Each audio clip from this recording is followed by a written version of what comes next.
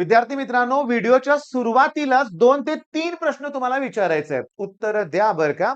पहिला प्रश्न, कॉन्फिडन्स वाढला आहे का? अरे वाढलाय कॉन्फिडन्स. येस म्हणा कमेंटमध्ये, की तुम्ही जे देताय ते आम्ही करणारच आहे आणि कॉन्फिडन्स वाढलाय. ओके. दुसरा प्रश्न माझ्यासाठी आहे. हा WhatsApp ग्रुप जॉइन केला का? नसेल तर करा. ॲप्लिकेशन डाउनलोड केलं नसेल तर करा. फ्री लेक्चर्स बघा. बघितले का कोऑर्डिनेशन कंपाऊंड त्याचे फ्री लेक्चर्स मी तुम्हाला सांगतो. विजन मधल्या संघर्ष बॅच या फोल्डर मधल्या केमिस्ट्री मध्ये ते फ्री लेक्चर्स आहेत. बघितले का? बघितलेच असणार आहेत, लक्षात घ्या. आता मी अजून एक प्रश्न तुम्हाला विचारणार आहे. अजून एक खूप महत्वाचा प्रश्न मी तुम्हाला विचारणार आहे. आज 4 तारीख आहे बाळांनो. ओके बघा.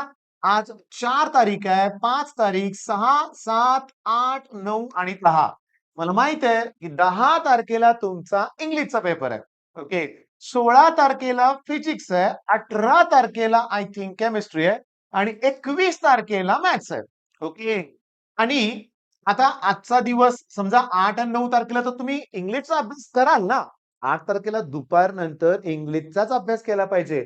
मग माझ्याकडं आता 4च दिवस उरलेत आणि माझा एक प्रश्न आहे तुम्हाला, की मॅथ्स नंतर 10-12 दिवस सुट्टी आहे आणि त्यानंतर सीएस, आयटी असे सब्जेक्ट आहेत. बरोबर ना? बरोबर आहे की नाही सांगा बघू? 8-10 दिवसाची सुट्टी आहे. काय केलं तर 10-12 दिवसाची सुट्टी आहे. मग मला सांगा, बायफोकल सब्जेक्टला 10-12 दिवस सुट्टी आहे. मग आता या 4 दिवसात इंग्लिश, सीएस किंवा आयटी जे काय असेल ते. आयटी असेल तर प्लस जिओग्राफी. त्यानंतर तुमचं इलेक्ट्रॉनिक्स किंवा अजून काही जे सब्जेक्ट आहेत, याचा अभ्यास करायचा का नाही करायचा? या प्रश्नाचं उत्तर द्या माझं. मी तुम्हाला सांगतो आजचं मी शेड्यूल तर तुम्हाला देणारच आहे. पण हा माझा अतिशय महत्वाचा प्रश्न आहे. कमेंट बॉक्स ओपन करा. ओके. हा व्हिडिओ खरं म्हणजे लाईव्ह पाहिजे होता. पण आमचा कॅमेरा एवढा एक्सपर्ट आहे ना, लक्षात घ्या, की आता चालतोय. पण लाईव्ह घेतलं की काय त्याला होतंय कुणास ठाऊक, लक्षात घ्या. लवकरच 1 ते 2 दिवसात प्रयत्न करणार आहे मी. लाईव्ह सुरू करतोय बरं का. म्हणजे त्याला एक वेगळं एक आपल्या दोघात इंटरॅक्शन होते ना. केलं का कमेंट? सांगा मला करायचं का नाही करायचं?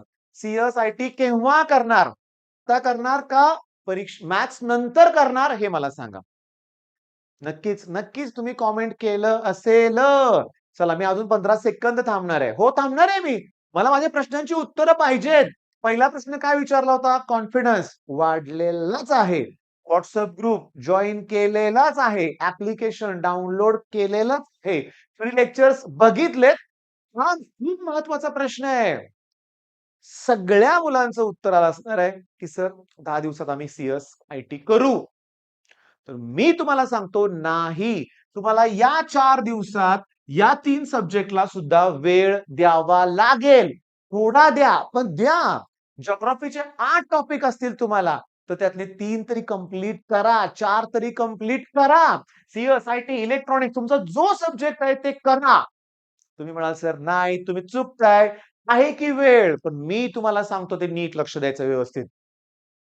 21 तारखेला मॅथ्सचा पेपर झाल्यानंतर 22 तारखेला सुट्टी असेल तुम्हाला. हो, रिलॅक्स व्हायचं. काही अभ्यास करायचा नाहीये.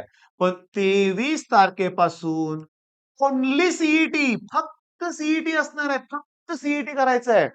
आणि जर तुम्ही ह्या 5-6 दिवसात ते टॉपिक नाही केले तुम्ही सीएस-आयटीचे, तर इथं करत बसाल. जेव्हा मला सगळा वेळ सीईटी साठी पाहिजे आणि माझं ऐका, ऑलरेडी सांगतो सीईटीच्याच मार्कावर आपलं ॲडमिशन होतं. पण त्यामुळं आणि ते जर नाही केलं, तर काय होतं सांगू का? माझ्या अनुभवातून सांगतोय. मुलांशी भेटलोय, बोललोय मी. काय? सर टेन्शन आलंय. आयटी काय होईनाच झालंय. जिओग्राफी मला इतकं सोपं आहे, पण आता मला आठवेनाच. मला जमेना. मला भीती वाटते. अगोदर काय केलं नाही. त्यामुळं आता 2 वर्ष काय केलं नाही, या 4 दिवसात करायचं लक्षात घ्या. बरं, आता सांगतो. हे सगळं मी तुम्हाला सांगितलंय. आता माझं मेन टार्गेट काय आहे बघा, की केमिस्ट्री. आज केमिस्ट्रीचं काय केलं पाहिजे? काय आपण सगळं केलंय ऑलमोस्ट. तुम्ही फिनिशन, डिस्टिंग्विश, डायग्राम, लॉज फिनिश केलंय.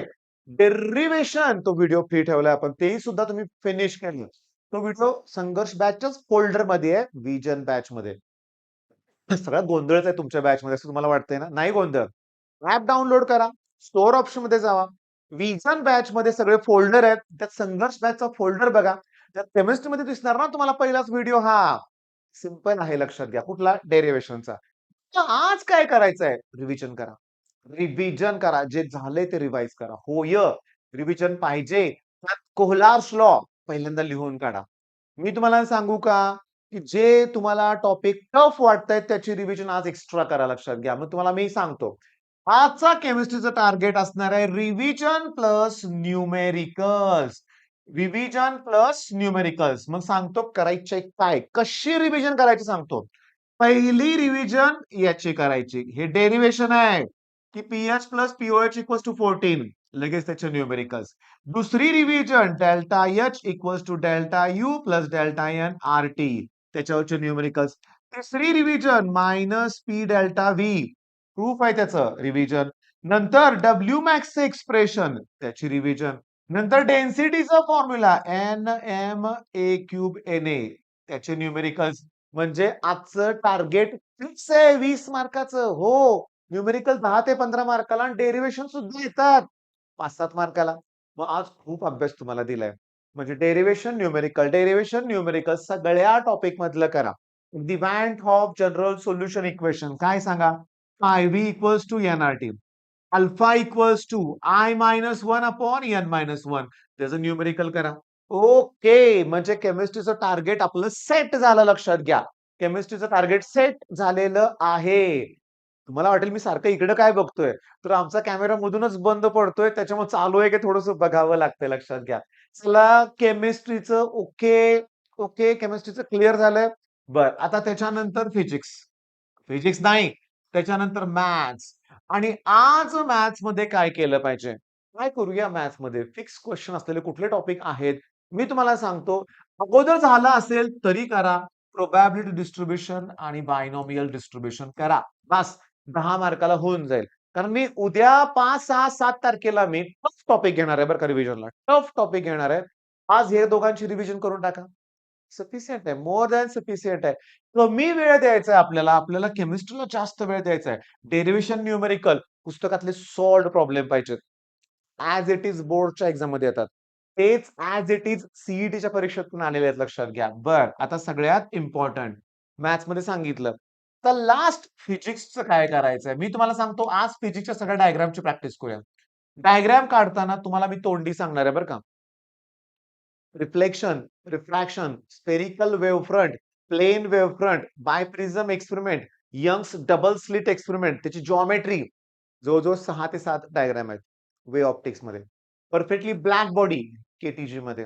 ओके, सिंपल पेंडुलम ऑसिलेशन मध्ये. ऑसिलेशन मध्ये ग्राफचे 3 प्रश्न आहेत. ओके, ते 2 ग्राफ असे आणि एका खाली एक 3-3 ग्राफ आहेत. If particle starts from main position, particle starts from extreme position. त्याच्यानंतर अजून व्हॅन डी ग्राफ जनरेटर आणि फोटो इलेक्ट्रिक इफेक्ट. या सगळ्या डायग्राम विथ लेबलिंग परफेक्ट करा. या सगळ्या डायग्राम विथ लेबलिंग आज करा. फिजिक्सला एवढा वेळ पुरेसा आहे. होय, मोर दॅन सफिशियंट आहे. पण हे काय एक्स्ट्रॉर्डनरी आहे.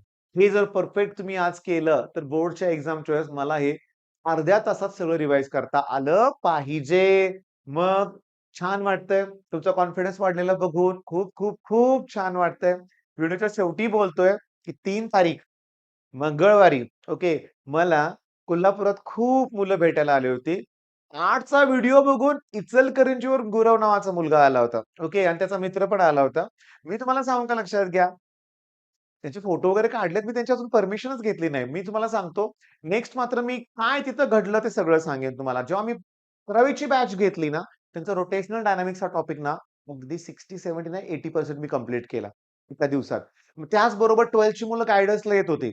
इतका फायदा झाला ना 11thच्या मुलांना, जे आता 12वीत गेलेत त्यांना, त्यांच्या लक्षात आलंय, की जेईई करत बसल्यामुळं बोर्डची एक्झामचा अभ्यास नव्हता झाला. ओके. पण योग्य तो गाईडन्स मी त्यांना दिला. कॉन्फिडन्स वाढला. मग मी येत्या शुक्रवारी म्हणजे मंगळवार, बुधवार, गुरुवार, शुक्रवार 3, 4, 5, 6 6 तारखेला मी परत कोल्हापूरमध्ये आहे. हो, मोठी रिक्वायरमेंट आहे. मुलं बोलवत आहेत परत. आता कोल्हापूरला आपली ऑफलाईन बॅचच आहे. कोल्हापूरमधल्या एका कॉलेजमध्ये माझा सेमिनार आहे शुक्रवारी. एका कॉलेजमध्ये सेमिनार आहे माझा. तो झाल्यानंतर मी दिवसभर तुम्हाला भेटायला तयार आहे. मग आम्ही दिलेला त्या डिस्क्रिप्शनचा नंबर दिले त्यावर कॉल करा. अपॉइंटमेंट बुक करा. टाईम स्लॉट द्यायला बरं पडतंय. चला, मग आजचं टार्गेट तुम्हाला दिलेलं आहे. फिनिश करा. All the best.